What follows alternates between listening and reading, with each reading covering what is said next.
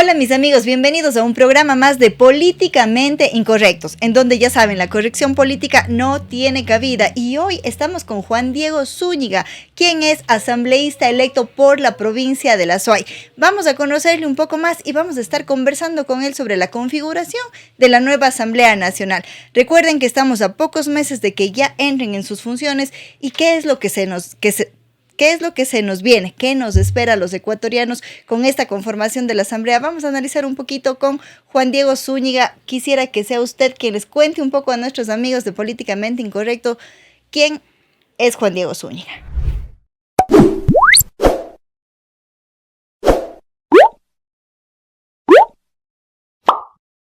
Muy buenos días a toda la ciudadanía que nos está mirando a través de este prestigioso medio de comunicación en su lindo programa Políticamente Incorrecto, Carmita. Gracias también por el espacio.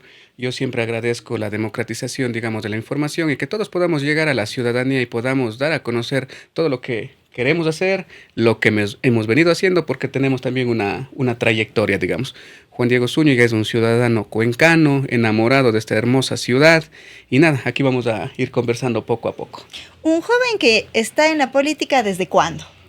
En la política yo creería que desde el 2019, precisamente en el 2019 se dio el decreto 883 por parte de Lenín Moreno. Y yo ya tenía amigos que estaban dando clases en la universidad, y bueno, siguen dando clases en la universidad, y se sintieron perjudicados con los recortes presupuestarios. Entonces, ahí nos organizamos, salimos a las manifestaciones, a elevar la voz, como legítimamente nos da la Constitución, y ahí empecé ya en el tema de la política. ¿Cómo se da la vinculación a la política partidista? Porque yo pienso que todos los jóvenes en algún momento y en esa época de rebeldía, de activismo, comenzamos con nuestros ideales y tratamos de defenderlos cuando sentimos que estos se ven afectados. Y luego dar ese salto a la política partidista, a la política de elecciones, a veces se vuelve un reto y hay una serie de impedimentos. Hablábamos la semana pasada de los memes, ¿no? Y por ahí salía la rana René y decía, a veces me da ganas de ser político, luego me acuerdo que todos son corruptos y se me pasa. Entonces, memes como esos hacen que los jóvenes se alejen muchísimo de la política y que no den de la política partidista y que no den ese paso adicional. ¿Qué le impulsó a Juan Diego para tomar esa decisión? El tema educativo es algo a mí que me llena bastante, me inspira, porque yo creo que la educación puede generar, Carmita, algo que se llama movilidad social, que las personas nacemos, digamos, en condiciones adversas, pero a través de las oportunidades de estudiar nosotros podemos generar esa movilidad social. Eso es lo que yo siempre he venido defendiendo, y como ya ingreso, digamos, a la parte del movimiento, del partido político, yo le cuento, Carmita, que yo hice un ejercicio de investigación. Yo investigué a varios movimientos de aquí de la localidad y evidentemente me sentí identificado con la Revolución Ciudadana. Y le cuento lo curioso que es. Las cosas cuando tienen que ser son, Carmita. Yo le escribí a Roque Ordóñez un mensaje. Le puse, Roque, quiero colaborar con la Revolución Ciudadana. Yo no tengo ni dinero, mi único capital es el intelectual y mi recurso humano del individuo, le dije. Entonces él me respondió, y en algún momento hemos de conversar, me dijo. ¿Ya? Era, digamos, diciembre del 2019, ya después de lo que le digo de las manifestaciones. Cuando las cosas tienen que ser, le decía Carmita, se dan, yo salgo de comer en la Simón Bolívar y justamente Roque estaba bajando. Yo soy cocolo, entonces a mí se me identifica muy rápido. Entonces le intercepto al Roque, estaba justamente con Iván Abril, en ese momento ellos eran concejales, y bastó una conversa de 12 minutos, Carmita. Conversamos 12 minutos, intercambiamos ideas, y eso fue la confianza ya que él más adelante me dio, y nada, aquí estoy en la Revolución Ciudadana, un movimiento que ha dado y abierto las puertas, digamos, a mucha gente que no necesariamente han sido los que han estado desde siempre, sino que venimos a aportar con nuevas ideas también. Me gusta esa renovación siempre que tiene que tener, porque yo digo, cuando los políticos no van dando la posta a las nuevas generaciones, entonces eso ya deja de ser un movimiento político democrático, sino que se vuelve un caudillismo. Y yo pienso que el caudillismo le ha hecho muchísimo daño a este país, porque no ha permitido que se levanten nuevos líderes, sino que han sido siempre los dueños de los partidos los que han puesto, como decía mi amigo, con este dedo a los candidatos. Es chévere poder compartir con alguien que viene nuevo, entiendo yo, con estas nuevas ideas y que asimismo lo que yo siempre les digo, ¿no? Como actores políticos, no estamos aquí para dar un cheque en blanco. Hoy confiamos y si vemos algo mal, pues habrá que también ser críticos con aquellas cosas. Juan Diego es alterno de Mavemente, es decir, segundo asambleísta electo de la provincia de La Suay. ¿Cómo ve usted la configuración que tiene la Asamblea Nacional para este siguiente periodo? Bueno, la asamblea en realidad está bastante dividida, es mitad-mitad, pero antes de llegar a ese tema, Carmita, si usted me permite regresar al anterior, que sí, por supuesto. sí me gustaría que los ciudadanos puedan ver de dónde venimos nosotros también, las nuevas figuras políticas. Nosotros fuimos adolescentes, adultos jóvenes, entonces que nos indaguen un poquito más en qué universidad estuvimos, si estudiamos, si no estudiamos, qué es lo que hemos hecho, porque tiene que haber una armonía, Carmita, entre lo que sale de aquí y las acciones que nosotros también hacemos. Entonces eso yo sí le hago un llamado a la ciudadanía que nos pueda conocer, a estos seres humanos que somos de carne y hueso, igualito que ustedes, y que también tenemos sueños, y uno de esos sueños es ver al Ecuador salir adelante, ver a este Ecuador con muchas oportunidades, tanto en lo laboral, tanto en la educación, que les estaba explicando, para que genere movilidad social.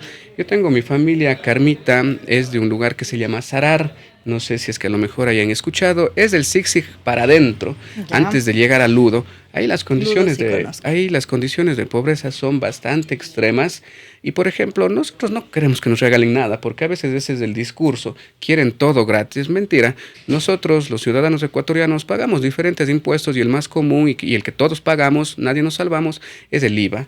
Entonces ese impuesto que nosotros estamos pagando se nos retribuye más adelante con servicios, y los servicios tienen que ser de calidad y llegar a toda la población. Entonces yo estaba haciendo este contexto en el sentido de que nosotros queremos llevar educación a todos estos lugares. Y a mí me gusta contar una historia que a mí me inspira bastante, Carmita, si usted me permite. Claro que sí. Tengo una estudiante, ella se llama Katia Guerrero. Ella tuvo la oportunidad de estudiar en un lugar que se llama Zumba. Es en la Amazonía.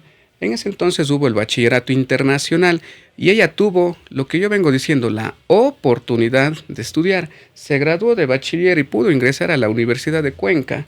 Hoy en día, Katia, que es motivo de orgullo mío también, es profesora de la Universidad de Cuenca. Ganó concurso hace escasamente un mes, probablemente. Entonces, eso es lo que nosotros necesitamos, darle las oportunidades a los jóvenes y ellos después nos van a retribuir a nosotros. En este caso es una docente universitaria ya.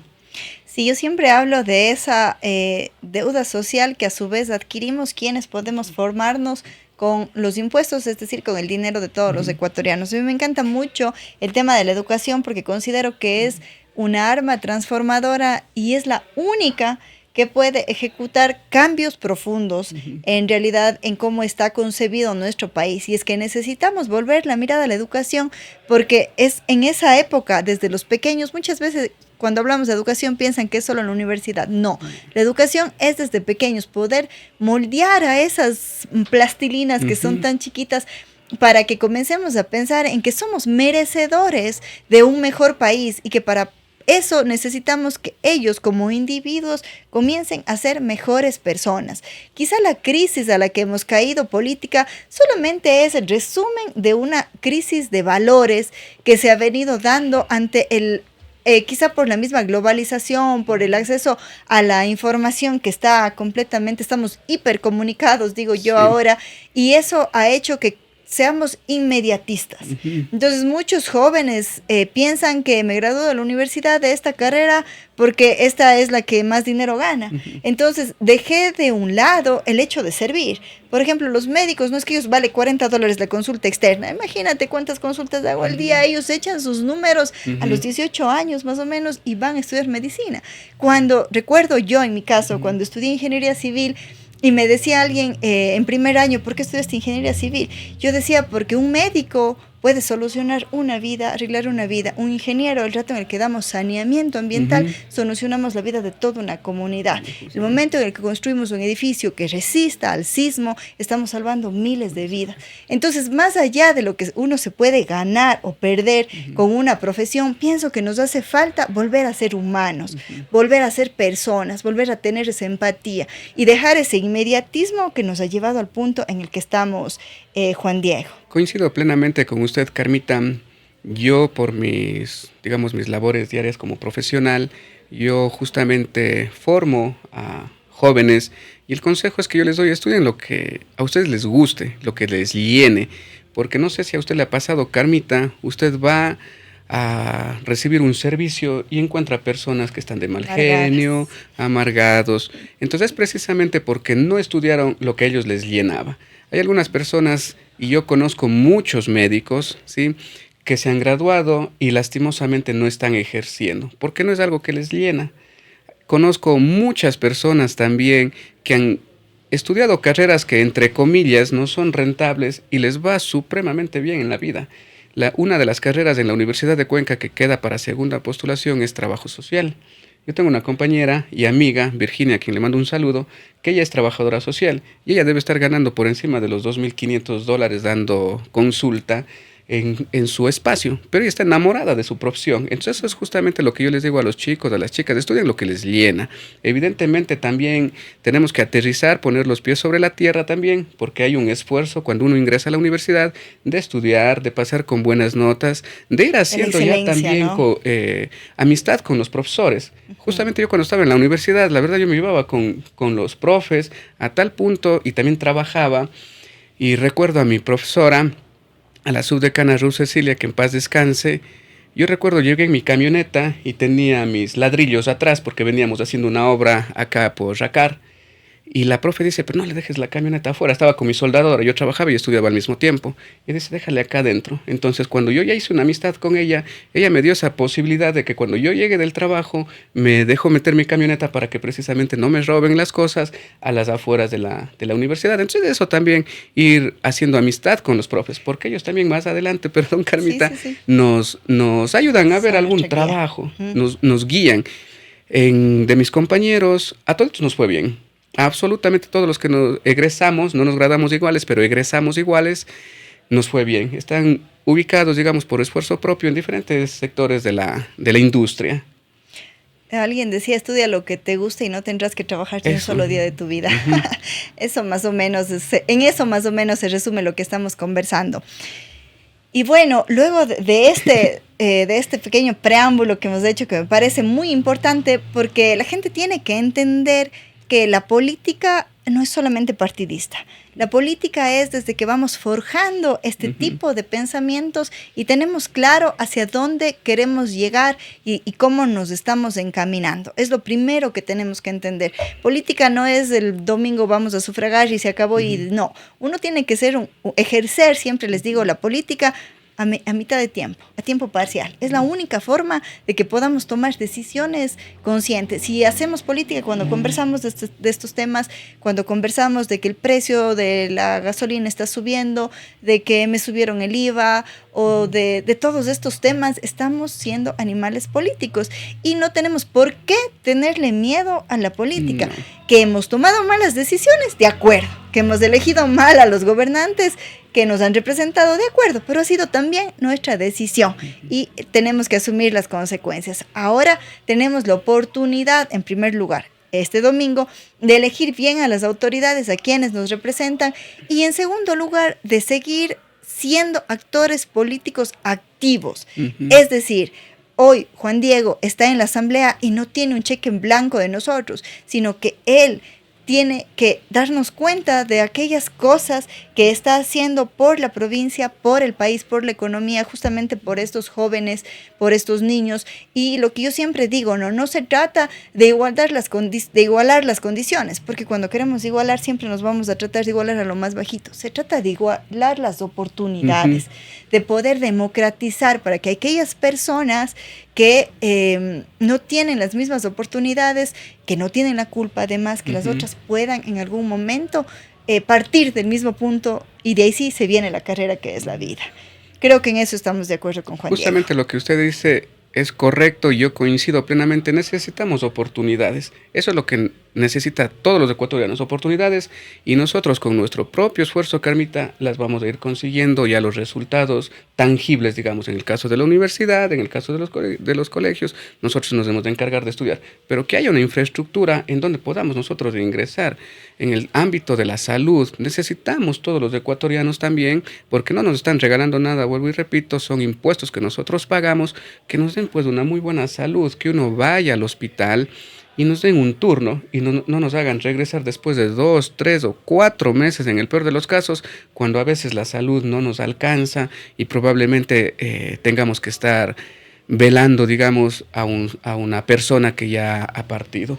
Que vayamos al hospital y que el tomógrafo, el ecógrafo, el instrumento de resonancias magnéticas funcione, porque en la actualidad, y yo lo conozco muy de cerca, Carmita, usted va al hospital y le mandan a hacer los exámenes en otro lado, porque no vale. La sensibilidad de los diferentes instrumentos y la instrumentación no es la adecuada para decir si tiene o no tiene determinada cosa, entonces le mandan a otro lado. No puede pasar eso.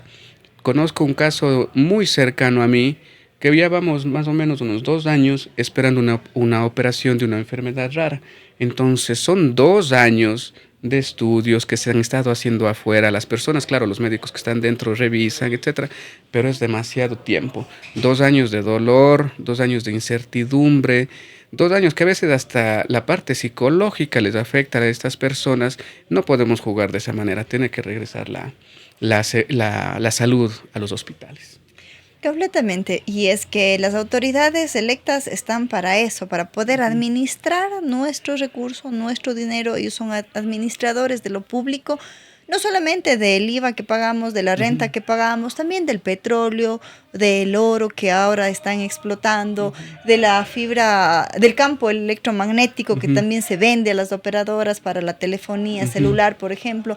De todo eso son administradores de los recursos, y lo que se pide como ciudadanos únicamente es que lo hagan de la mejor manera y en pro de una mayoría, no en pro de intereses de un grupo delictivo o de otro grupo delictivo, que lo único que hacen es llevarse en coimas, en sobreprecios, como se ha visto ya demostrado en muchísimos casos que tienen sentencia ejecutoriada.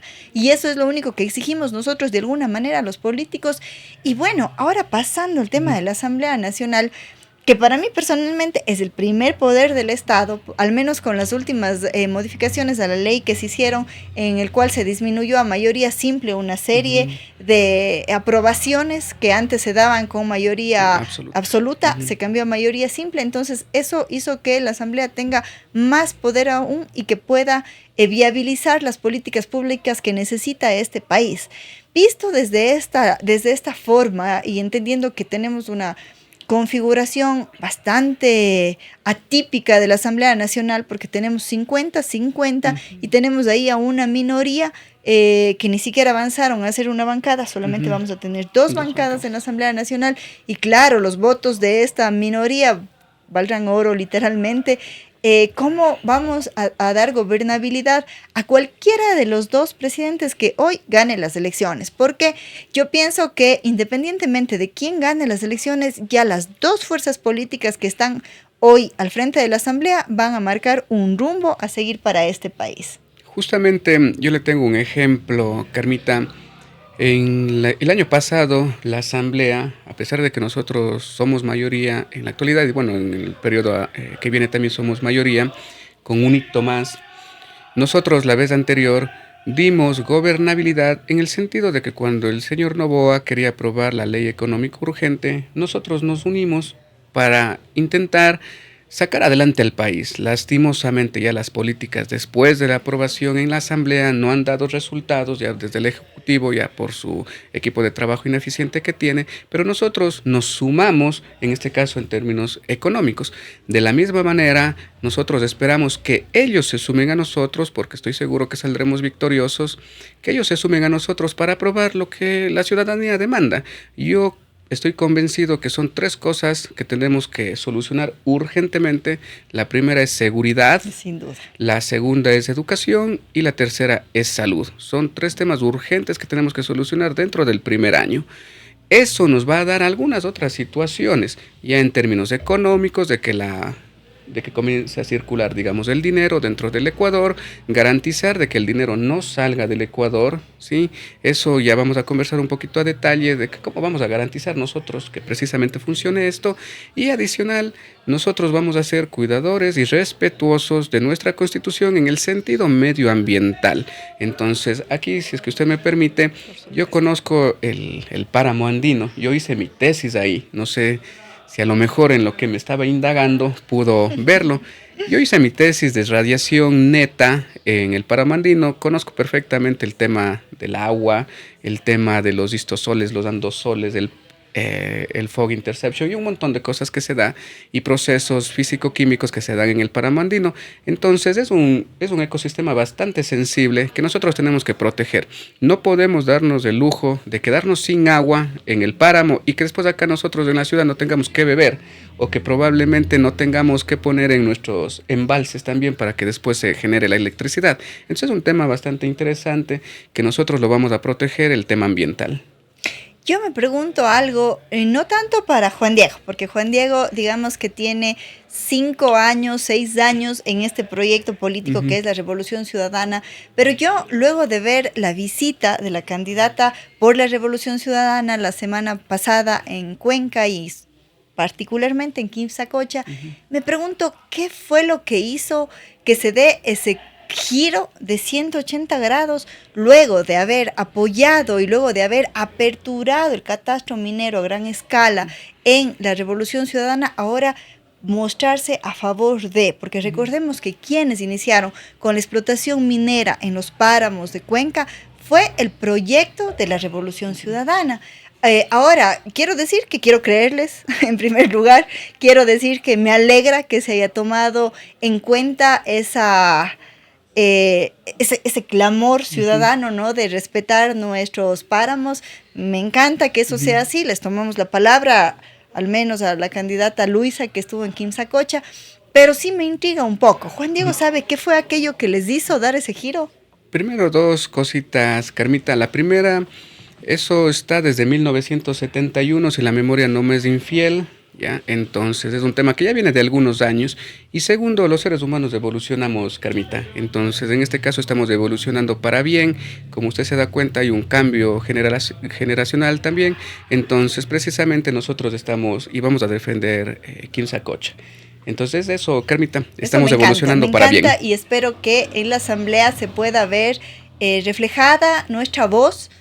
Juan Diego, cuando esté allí, esperamos que haga llegar esta voz de los cuencanos. Queremos nuestros páramos libres de minería metálica y como usted bien lo dice, y lo decíamos también ayer en nuestro programa, todos los presidentes, desde los incas, sabían que ahí había oro, pero nadie se había atrevido a querer explotarlo. Y luego de que se abre hace más o menos 15 años este catastro minero, 15, 16 años, y se permite la explotación de Loma Larga, Quimsacocha, que al final solamente cambiaron el nombre,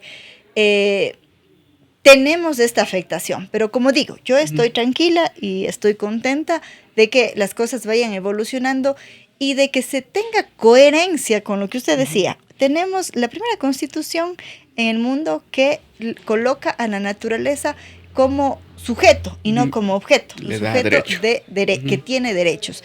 Y que aunque los expertos se han quedado ahí en una discusión bastante complicada, al final lo único que queremos decir en el espíritu de la Constitución es que los ecuatorianos queremos respetar a la naturaleza. Y pienso que ese es de los logros más grandes que tiene la Constitución de Montecristi.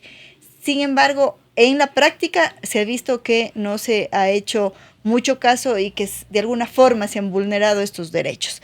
Pero estoy contenta de que tengamos una voz en la Asamblea que pueda decir no a la minería metálica en las fuentes hídricas, y también me gustaría comprometerle para que en caso de que sea quien sea que gane la presidencia y que quiera afectar a ese nuestro patrimonio de alguna forma, Juan Diego, como nuestra autoridad, pueda liderar quizá a los jóvenes a un levantamiento para que podamos decir basta, no más abusos. Independientemente de quién gane las elecciones, si es que esto se llega a dar, yo pienso que hace falta un liderazgo fresco y qué mejor de una autoridad para poder hacerlo. Muchas gracias, Carmita. Justamente nosotros siempre estaremos elevando la voz en lo que beneficie a la ciudadanía. Cuando nos quieran vulnerar cualquier derecho, tanto a nosotros como individuos, como a la naturaleza, estaremos ahí prestos para organizarnos y elevar la voz para que no se den las cosas malas dentro de nuestra ciudad, dentro de nuestra Azuay y dentro de nuestro Ecuador. Porque en realidad nosotros, si bien es cierto, somos asambleístas provinciales, nosotros vamos a estar también pendientes de todo el Ecuador. Así tiene que ser, porque al final cuando llegan a la asamblea, todos tienen las mismas funciones y atribuciones, ¿no? Justamente. Ahora, ustedes con Mabel han pensado ya un poco en qué comisión estarían pensando trabajar, en qué mesa legislativa se integrarían o todavía es muy pronto para eso. Bueno, en realidad nosotros somos una bancada bastante organizada y tenemos que ver los perfiles, ¿sí? Entonces ya tendremos una reunión con toda la bancada para ver en dónde somos más útiles, porque nosotros tenemos que buscar en dónde vamos a beneficiar más a la población. Pero si usted me pregunta, Carmita, mi deseo, digamos ya saliéndonos un poquito de la bancada, mi deseo sería en realidad en la parte de la participación ciudadana, porque ahí fue donde yo empecé, digamos. Cómo empezó Juan Diego Zúñiga en esta parte de ya como activista, fue precisamente haciendo veedurías ciudadanas. Y yo estoy totalmente convencido de que el Consejo de Participación Ciudadana es un ente que tiene que servir a la ciudadanía para fiscalizar a las diferentes instituciones públicas. Pues, por ejemplo, yo en el 2020 armamos una veeduría ciudadana, dejamos en el Consejo de Participación Ciudadana, a pesar de que era primer año de pandemia. Nosotros pudimos hacer esta veeduría al Palacio de Carondelet, al Museo de Palacio de Carondelet, cuando Lenín Moreno fue presidente. Entonces, si ustedes veían los noticieros más adelante, había un perjuicio al Estado de aproximadamente 1.7 millones de dólares porque se habían perdido las cosas que estaban en el museo. Entonces, por ejemplo, eso hicieron unos ciudadanos comunes y corrientes a través de las veedurías ciudadanas. Más adelante también pude hacer en el 2023, si la memoria no me es infiel, el ejercicio de ver si los concejales estaban cumpliendo con sus atribuciones que manda el COTAD en su artículo 158. Ahí está lo que tienen que hacer. Son 4 funciones específicas y nosotros nos damos cuenta que algunos no lo hacían, llegaban apenas un 60%, por ejemplo, a las sesiones del consejo. Entonces nos dimos cuenta y pusimos en conocimiento de la ciudadanía. Le cuento que ese informe lo hicimos entre unas 15 personas aproximadamente, fueron 3,000 hojas de informe, procesamos alrededor de 40,000 hojas que nos dieron los diferentes concejales y eso lo hicimos con mucho cariño y pusimos en conocimiento de la ciudadanía en ese entonces. Entonces, ese es el poder de la participación ciudadana. Ustedes, yo les animo, si es que a lo mejor las personas se dan cuenta que el presidente de la Junta Parroquial no está haciendo sus funciones, el alcalde y cualquier funcionario público o en los ministerios, háganse una veeduría y dense cuenta si es que está o no está haciendo. Y en el caso que no esté haciendo, pues comunican a los medios para ejercer también presión y que hagan lo que deberían hacer. Entonces eso sí es un llamado a que utilicemos este poder ciudadano que nosotros tenemos en el Ecuador. Muy pocas constituciones nos dan la participación ciudadana, nosotros somos una democracia participativa y usted ciudadano puede participar también de todos estos procesos transformadores. Sobre todo algunas personas que piensan que solo desde un espacio, desde una curul, desde una concejalía, desde un puesto de elección pública pueden hacer cambios profundos. Quizás se puede intentar también desde la organización ciudadana, es muy importante. Ahora que tocó este punto para mí neurálgico del Consejo de Participación Ciudadana y Control Social, creo que ahí nos vamos a picar. No, está ahí bien. nos vamos a picar y vamos a debatir un poco. ¿Usted considera que las funciones y atribuciones que tiene actualmente el Consejo de Participación Ciudadana y Control Social son las correctas o que se debería hacer una reforma en las funciones y o atribuciones? Yo luego le voy a decir lo que pienso, pero sí. Cuénteme usted. Yo estoy convencido de que las atribuciones están correctas. Lo que se tiene que garantizar es que los concursos sean abiertos y sobre todo no direccionados. Eso se debe garantizar. Entonces, para mí la participación ciudadana está perfecta como está. Todos los entes, digamos que el Consejo de Participación Ciudadana a través de concurso busca, son la parte que deberíamos cuidar, digamos, la parte técnica, términos de referencia que necesito, etcétera. Y ahí también, por ejemplo, participan las veedurías. Ahorita están por elegir fiscal, si la memoria no me es Así es. infiel, entonces ahí debe haber una veeduría de que garantice que el concurso se esté dando de manera adecuada. Entonces esa sería mi respuesta a Carmita.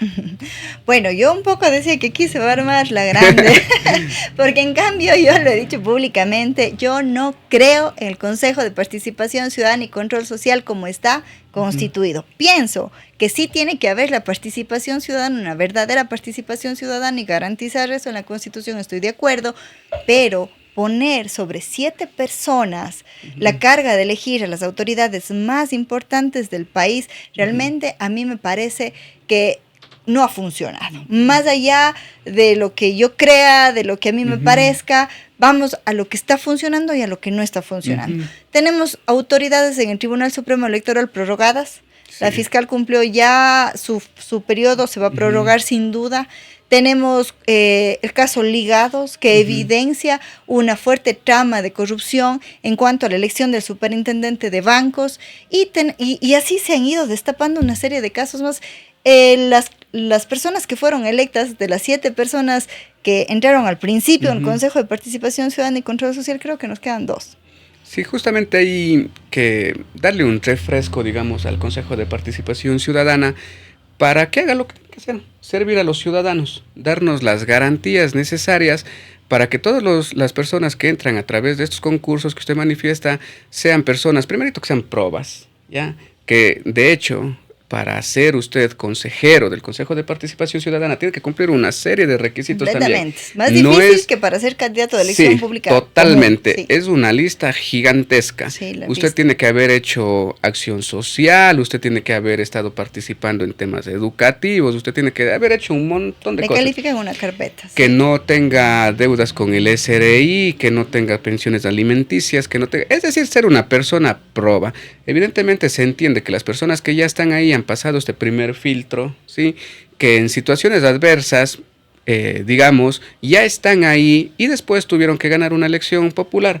Entonces la ciudadanía mismo es quien votó por ellos y ellos están ahí. Evidentemente algunas personas ya les han sacado por un tema, yo creo que políticos, sinceramente, les han dejado de un lado por el tema de la Liga Azul que usted manifiesta, por haberse puesto una camiseta justo de este color, les han dejado fuera, evidentemente. Y eso, si es que usted recuerda, en el Consejo de Participación Ciudadana anterior, también le sacaron al señor Tuárez, a Walter Gómez, y conozco muy bien de ese tema porque siempre me ha gustado el tema de participación ciudadana. Yo siento que es la voz que necesitamos nosotros los ciudadanos para, digamos, las condiciones de ministerios y empleados públicos pueda mejorar. Entonces, por eso me metí bastante en el tema de participación ciudadana.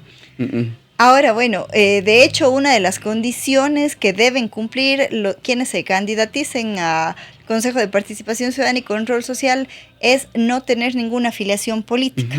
Entonces, y coincido plenamente. Y claro, por supuesto, esto debería garantizar, pero vemos que en la práctica poco o nada se ha cumplido al respecto. Y no hablo solamente por el caso de Liga Azul, que fue como que quien evidenció el tema en la campaña política, sino que hablo también al ver preferencias de otros consejeros, quizás con el actual régimen o con los regímenes que han estado de turno.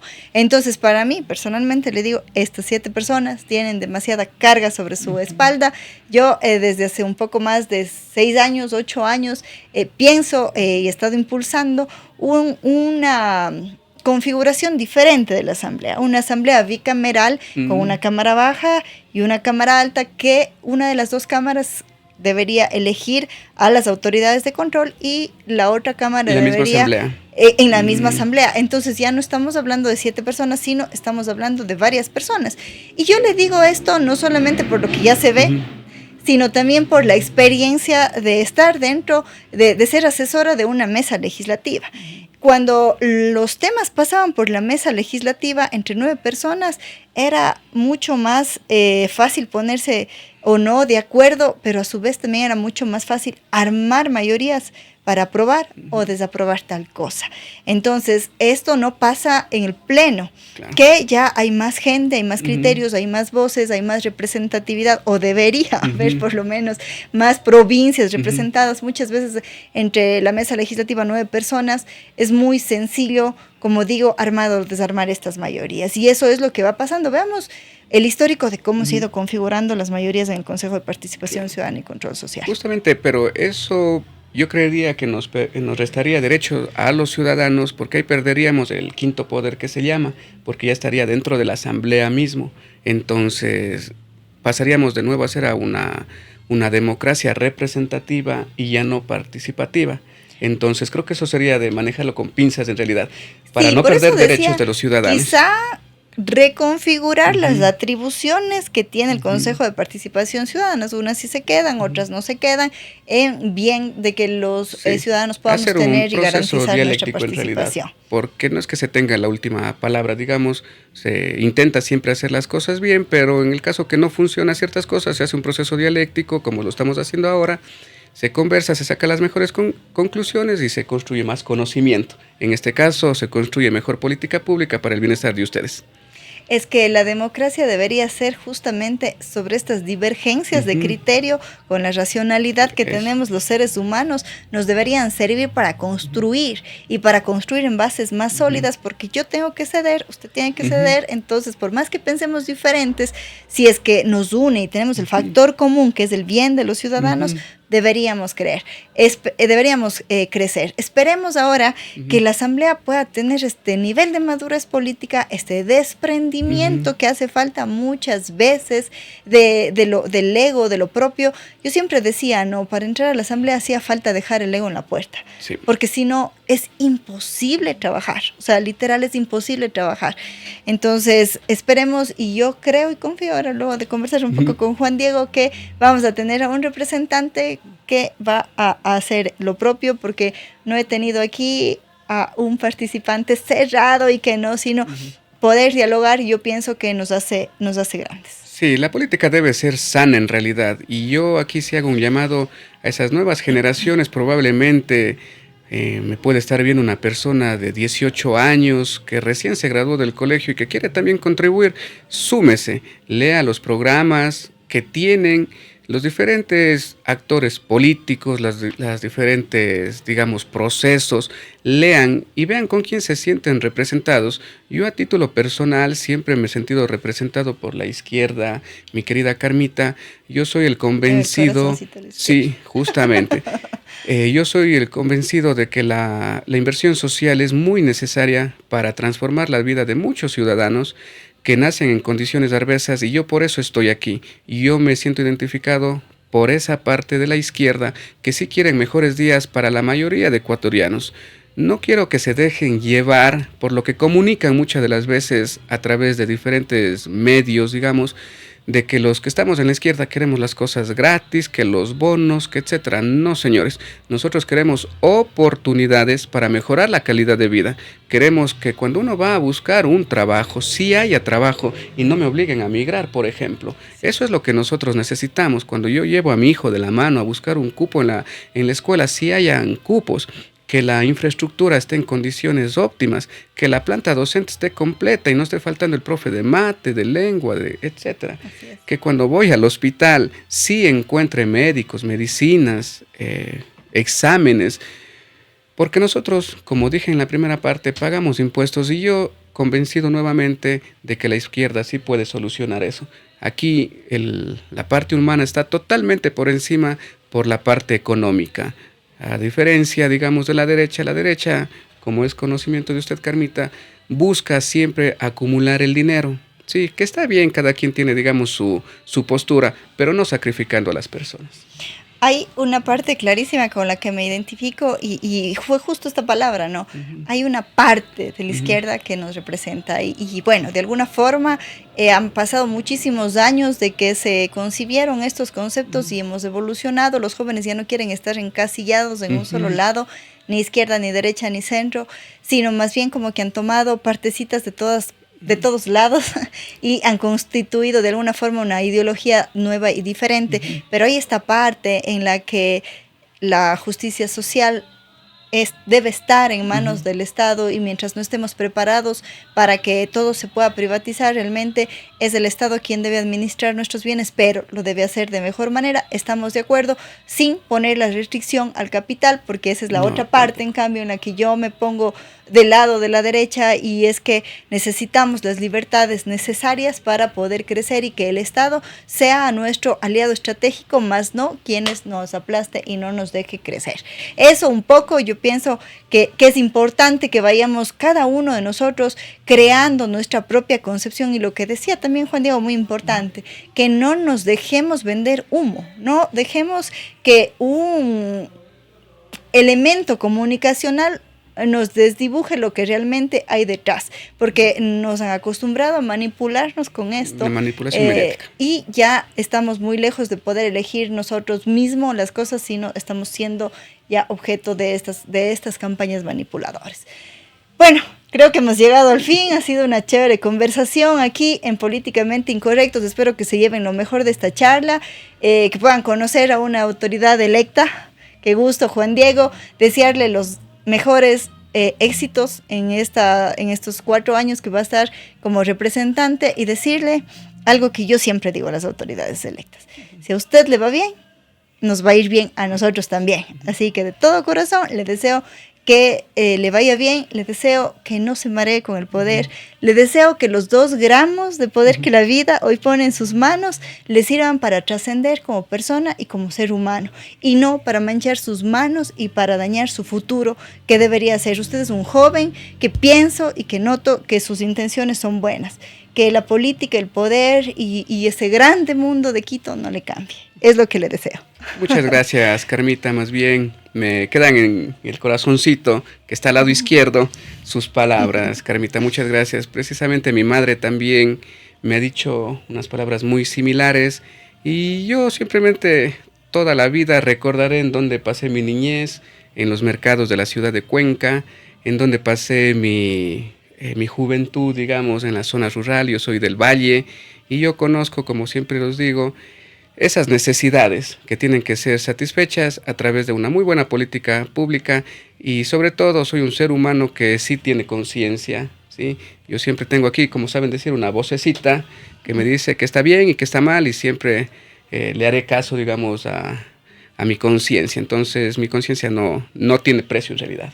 ¿Sí? Sí, porque si no se va a hacer cliente aquí de Políticamente Incorrecto y le vamos a estar dando palo. Sí, y más bien la próxima vez que venga ya en el ejercicio de mis funciones, si es Carmita, usted me invita y me da la oportunidad nuevamente, sí, estaremos conversando ya de lo bonito que estamos trabajando en la Asamblea. Así esperamos, y acuérdense, mis queridos amigos, la política es todo esto que hacemos día a día. No le tengan miedo, no es mala palabra, no se embarran, no es un lodo fangoso y apestoso como todos creen. La política es pensar en el bien de las personas y tener las acciones necesarias para conseguirlos. Esto fue Políticamente Incorrecto, y nos vemos en un próximo capítulo. Hasta luego, un abrazo virtual.